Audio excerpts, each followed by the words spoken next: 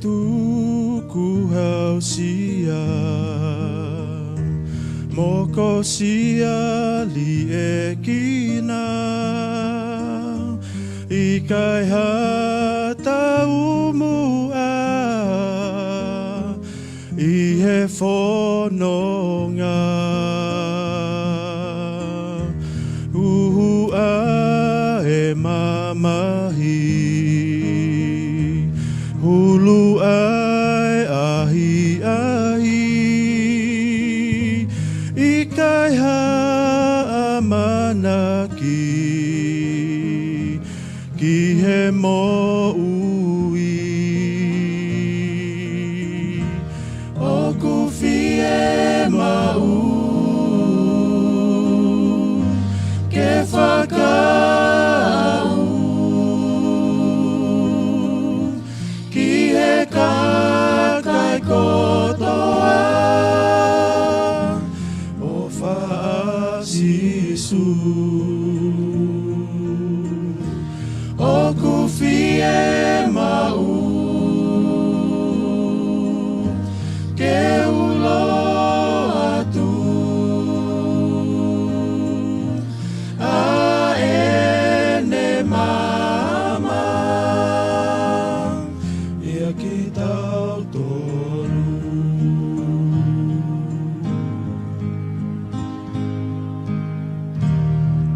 ui ki tau tolu koe kau tala whekau toko ni mau pau pau kia ki nau tolu o kufie mau ke whakau ki e kakai kotoa o whaasisu o kufie mau ke ulo atu a ene mama hulungia hona wala pea nau ongo i le vae me ofa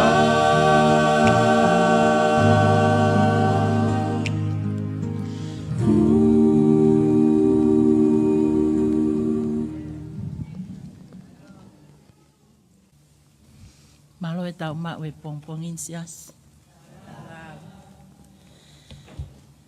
Kokore ke u whakamalu atu i he ngahi tala whakatapu kotoa pe. Ko oswhaiat mei moani. Kaya tā mōko e whainga maari e ko ni ke u whakakakato ai whatongia tala pōpuaki o e aha koeni. Pea ko tō mua tuku ha whamalo ki he tamai he wani. Ko hui ko tāpuaki o mo ui. Mo tāpuaki o no sāpate mā oni oni. O tau kaua e aha koeni.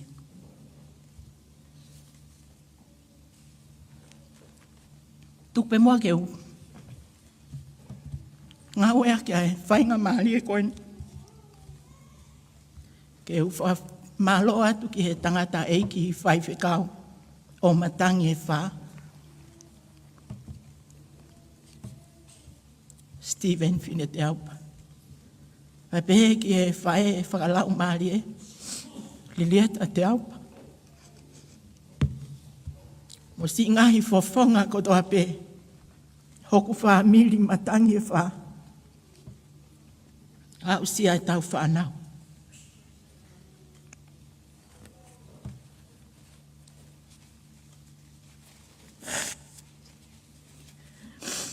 Ke u whaafofonga atu. Ai whaamalo. Mo loto haunga ia mea te au. Te pehe ki a pohiwa mo maki i whaamili. I ngai ofa kotoa pe mo ngai pou pou.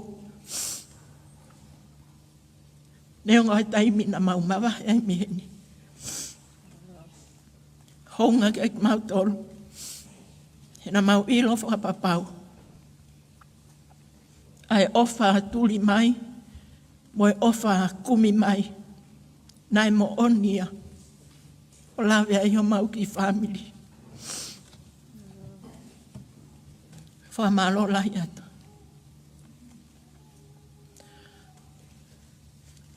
Honga whoki. Ai ofa moe tauhi. Na mo whai. Si family o vao mo akuila. Whai whekau mo si asi. Taimi nai ri aki mai ai o mauiki. Nama fie maari e nai ri aki peki api. Nama ilo ai tauhi moe ofa. Nane mau ieni. Nai hanga e waka moe wholau ke wheituke. Kau hanga e huiki koe ni. O whakatafoki. Ko si hova o taki whanonga. Whamaro ke kau hiwa e pongpong koe ni. Talu pē ku huwhia sa yo neni mo whanongo ki kau hiwa koe ni whaka o fofa i ai. Kai kei haku amanaki. Te ulawe tā puaki. I he kau hiwa koe ni mo e popoak whaka o fofa i he ahoni. O whamalo atione. Pē ke whanau. Ko whewhai whaka whamalo ma wahe ki a pita tamare mono ki family. Ko hui ko e tāpuaki o nau family. Ko o tuku mai o lawe tāpuaki ai o maki family. Ma lau molua i he pongpong koe ni. Ko le whamole mole atu ka whewhe ai to o whatongia o e pongpong koe ni. Ka tuku mua ke tau kole lau maari e maoni o ni. Ke ne kau mok tau tolu he pongpong ini. Ala tamai, koe mau tamai o kua whio i he langi. Mau whawhetai koe uhi ko sāpate mono maoni oni. Mau whawhetai koe uhi koe tala ofa ho lau maari e maoni oni. Mau kau i he pongpong koe ni. Mau kore tamai. Wholofola mai i ho wholofola. Whakawa mau ngahi atamai mo mau ngahi loto. Ke lava ke unuaki a ki mau toru ke mau toe ofiange ai ki a te koe. Mau kore ne huafa hao alo ko sisu ko mau whakamo ui. Amen. I he lolotonga koe e ku teu ai pōpuaki koe ni. Mo ilo na e taki e ku mo ui mo e ku whakakau ki mui. O sio pe au wakai. I he mahina ni. E ta uono no ai, hono ohi au ki he mooni ko eni. Kou sio ki mui, kua osi e ta u e whango fulu maa walu, e ku fau i he vai o e papitaiso. Peo ta utu ai o mo uta afu ua o whakakaukau. Fu taimi lahi mooni kua omi he eiki ma ako. Tau ilo pe i he ngawe anga, koe loloang e te ngawe, ku kaka e te mo uiki mua. Kau whakawhehu ia ki a te au. Koe hānai e tuunga o kou iai, mohoku eiki. Fu utau lahi ko eni. O se tau e whāwalu, e ku tali e mooni ko eni, pe au fou he vai e paptaiso. Koe aho ia taha mano fituafe ni mange au wanoa. Koe sāpate koe ku hao, whanongo pe au foki. Koe hae tu unga o ku iai e ku mo ui mo ku eiki. O ku whewhe hoku vā mo hoku otua. O ku whewhe ai whiri o ku whai, he koe whanonga o tau whai, tau whe ao ma upe, lelei mo e kovi. O ku tuu mau nai e ku whiri. Ko ha mea whi mau e hoku eiki ke u whiri ki ai. Ko e whakakaukau o e pongpongi ko e ni o pe mai. Mou whiri i he ahoni. Pea ku whakamanatu ki a te au. Ke u whiri i he ahoni. Whatoka ngā iange. Ai rea ngā ue mo taimi. Ke mou whiri pe au fili. Koe ha ai taimi, pe mai i he ahoni. To o mai whakaukau koe ni me he tohi a sio si wā wahe ua whā. Vesi ono taha ni mau pe he. Pea ka pau o i kai mata le lei a Sihova ke mou fili ki ai. Mou fili e ahoni, ko hai te mou tauhi. Ka ko au mo whare te mau tauhi a Sihova. Se asiku tau iloko toa pētala noa o sio siwa. Ai tangata taki tau laulo taha o tala noa ki ai ai wholofola. Na e whiri he o tua ke ne whetongi a Mosese. Ke whakaau e whanonga. Ai kakai Isleli ki he whanua o i tala ofa. Pek po osi ia. Osi e tau ia. Osi ave kakai a au. Ai mea na e whinangalo ki ai a Sihova.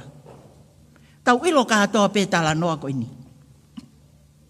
Hono whakamaha ai vai tawhe soa tani ka nau kolosi ai. E nau laka takai he fuā o seliko o. Pea holoki ai fuā ka nau hua tu ki loto. Hono poke he o tua e mahi nā.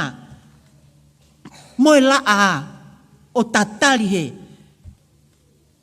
Kai olewa ko lava.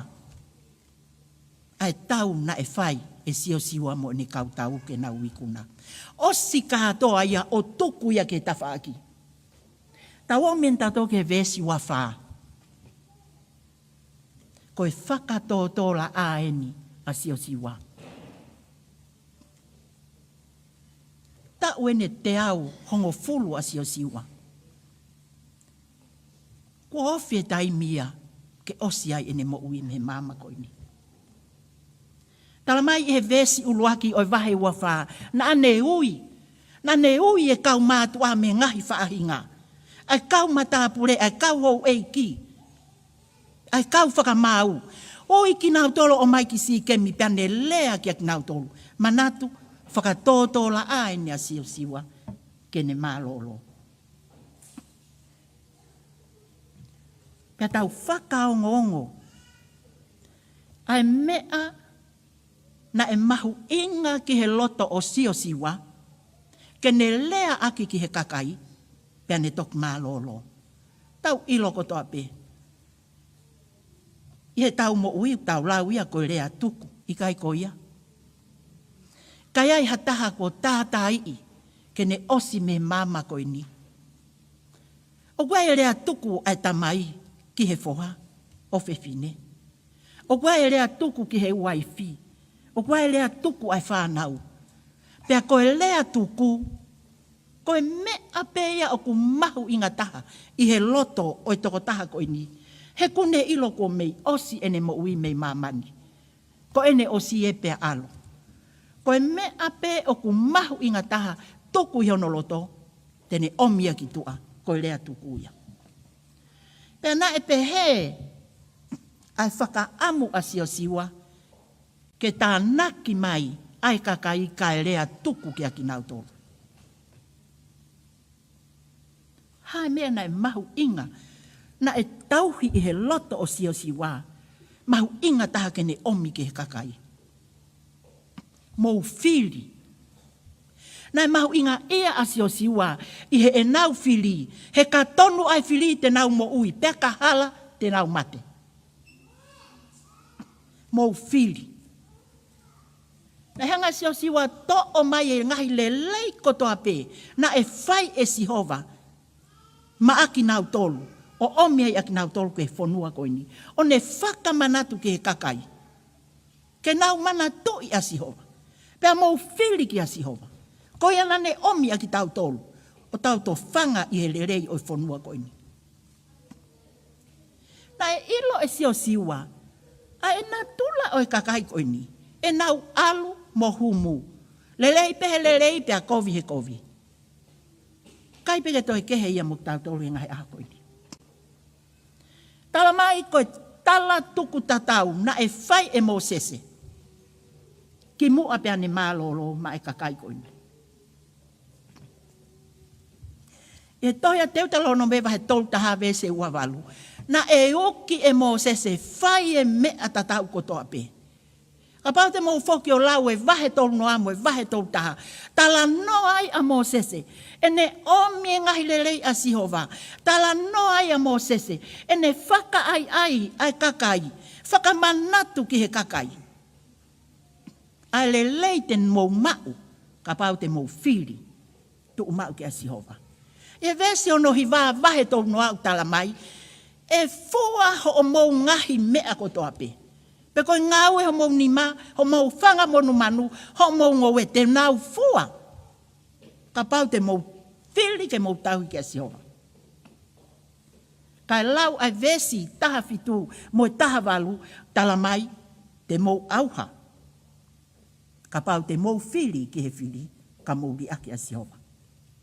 Nai pehe Mosese, te ui ki he langi, moi mamani, ke nau to o whaka mo oni. Koe, kua toko atu ai mo ui moi mate, kua toko atu ai mala ia, moi monu ia, ka mau whiri. Mau whiri ki he mo ui. Ke mau mo ui ai, mo ngahi hako. Ilo lelei pe Mosese, ai mea koe nai ilo isi o siwa. Ilo lelei pe e tau tolu, ai mea koe ni oku hoko iho tau lolo tonga. Ai mea koe alu mo foki. Ai ikai ke whakapapau i ai whiri. Heu tānoa ki ai, a tohi eksoto si vahe tolua. Tala mai na e alua Mosese ke mo unga sai nai. Pea ne pehe atu, mo nofo hena, mo elone. Teu alu, kai ha mea te mou tokanga ki ai, pe mou talaka elone. Ha mea nai hoko he foki mai a Mosese. Foki mai a Mosese ko nau puno puna, mea pena isio mai ka Mosese, ko ki pulu mui ko tu. Vesi uluaki, oi vahe tolua, eksotosi, tala mai nai haue kakaia ka elone. Tuku mua ke tau ngahi ha o tua, ke ne tataki ki tau tolu. He koe o tua he ko tau taki e a Mosese nai omi he o tua, o kui tau ilo ta tope kui feia. Ha lewa mea nai whai, nai whekau e elone io, taki mai hau mo koula mo seini mo ha, o nau ngahi ai o tua. I kai ke whaatatari. He nai i kai pe ke whakapapau i ai tuia. Moi mea koe nau tuki ai. Siasi. Fe a ki tau tolu i he ahoni. Eke pe au ki au. Ta uene whaavalu. E ku fou i he vai e baptaiso. Moi atu ngā pe. Alu mo foki. Alu mo foki. Aianga oi mo ui. I kai pe ke tu umau, koe mea ia ku kei aluai mo foki. Pea na e mahino ia ki a Mosese, mea tatau pe o ku mahino ki a siosiwa, koe uhinga ia na e toka iho na loto, ke tānaki e fukakai, whakamanatu ki a ki nau tolu, ke tonu e nau whiri. Mou whiri i he ahoni, matangi e whā. O i kai ko a pongi pongi, oku ikai koe wafe wafā. Oku ikai koe wike tolu mei heni. Ka ok pehe mai i he ahoni. Mou whiri i he ahoni, pea whakapapau i ho o mou whiri. He mou ilo ai mea koku hoko hikai ke whakapapau i ai whiri. Koe vai, ai tui. Koe tae tui. Tala mai e siope vahe uruaki vesi ono. Oku lerei ka ke kore, pa ke kore i he tui. He koe whakata e tui, oku whakatatau ia ki he peau e tahi. Oku hanga pehe matangi o liaki ki hepa, feliri aki pehe. Kai ke ufu ilo au ki he anga o e peau mo e tahi. Ka kou tui pehe ka oku hoa koe, hau fuki mino muka, hanga he fefolau aki tahi oku ne mahino. Ka koe mea pehe kou lava ke u mahino. Koe maa lohi koe ai matangi, e fe puhi aki pehe holoai pe. O pehe, koe mea ia ku hoko, he kai ke tau whakapapau i e tau whiri. Pea vei wai e tau tui. Pea se ono fitu tala mai pe e semis. Ko whaahinga ka kai ko ini. Kai nau maa na toha lelei mea Jehova. Pea kune hanga e a whanau i ai loto wā. I he vesi hono walu o kutala mai. Pea koe ka kai o ku loto wā. O ku tae maau e nau ngahi mea kotoa pe. Wha mole o kou kau i he whewhine tae maau mon. Te upalani he kamataanga i wike, ki he whakaosinga i wike, he kai peke fu maau ia. Te upalani he mahinani, ki ha mea he mahina ua ka hoko mai, he kai peke fu maau ia. Pea ka pau o ku kai ke fu maau hangeko au, mahino o ku ta mau ai loto wā. Fie mau ke ta whakapapau i. Ai anga o e whiri o ku ta whai. Pea o ku mahu inga e nia. Ka ku hoko e nia koe mea o ku tau whanongo, hange pe ia ha muna, hange pe ia ha misi. Ai fo i lea koe ni e whiri. Te hau pe o whanongo, pa te alu, pa te hau. Ka oku i kaipe ke ta ngaue ki ai. Manatu e konga ki mui, o i tuku tai mi, oku pehe mai a honi. Siasi o matangi wha. Fie mau e Jehova. Hakau mō sese.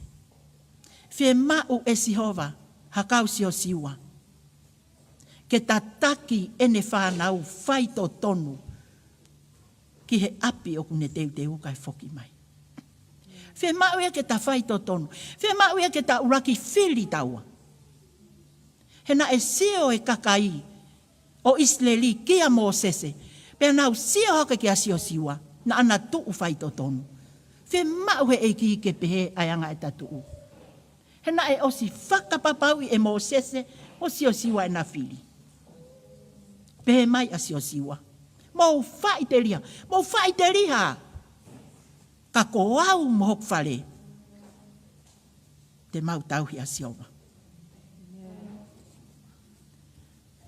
Pehe mai a Mosese. Koena. Wau tuku atu ai mo ui. Tuku atu ai mate. Wau tuku atu ai monu ia. Peau tuku atu ai mala ia. Ka mou whiri. Whiri he mo ui. Ke hao ai. Moho hako. Sikau tauhi whanau. Nai mahino ke sio siwa mo Mosese. Hei kai ke na lava e na ua whakamalohi i hataha ke whiri. Kana na tuu pe ke whaitoton. O kia i hota whatongia. Ki he taki o eta whanau. Ki he api o kuteu. He kai ke ta lava taua whakamalohi i eta whanau. Kaku fie mau ke Mosese, fie mau ke sio siwa, ke sio ke ai ho whanau.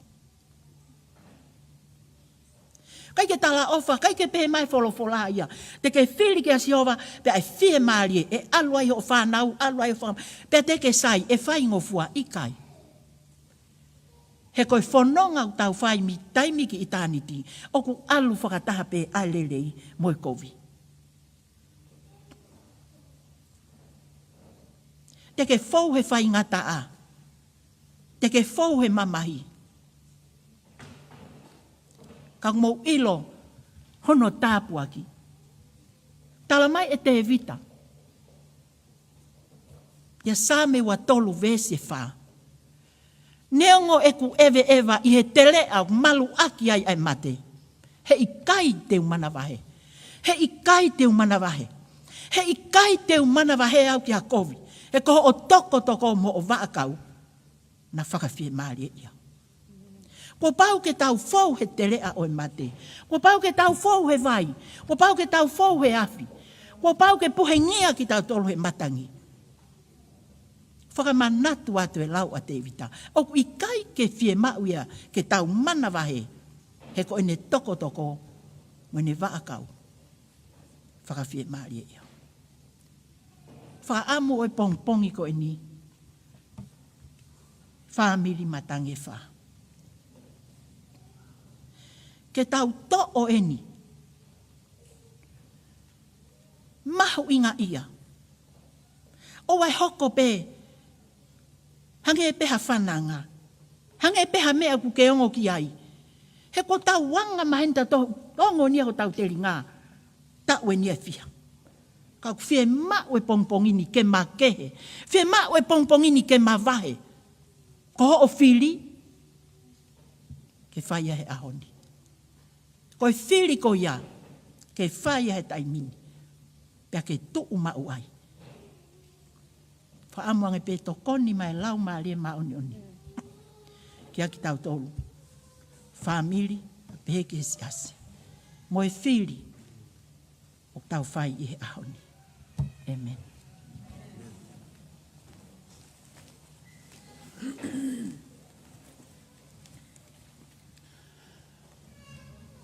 Amen ki ai whaamili. Whieta o pe whainga maari e koe ni Ilaisa. Ke o atuha talamonu kia te koe mo whaamili. Ko uhi koe koloa wholofola mahu inga e pongpongini. Oku omi ke tau wako ko toa pe me iai. Tau ongo i e tau tō nou me tō mamao e tau whakawhea ngai whai ke o tua. Ka kuhanga he wholofola e pongpongini o toi. Whaamalo hoi e tau tui ke tau tuu mao pe tau whiri. Tau whiri pe ke eiko si sukalaisi. Ko himi e whakaosi aki e tau malanga he pongpongini. Ko no uange au.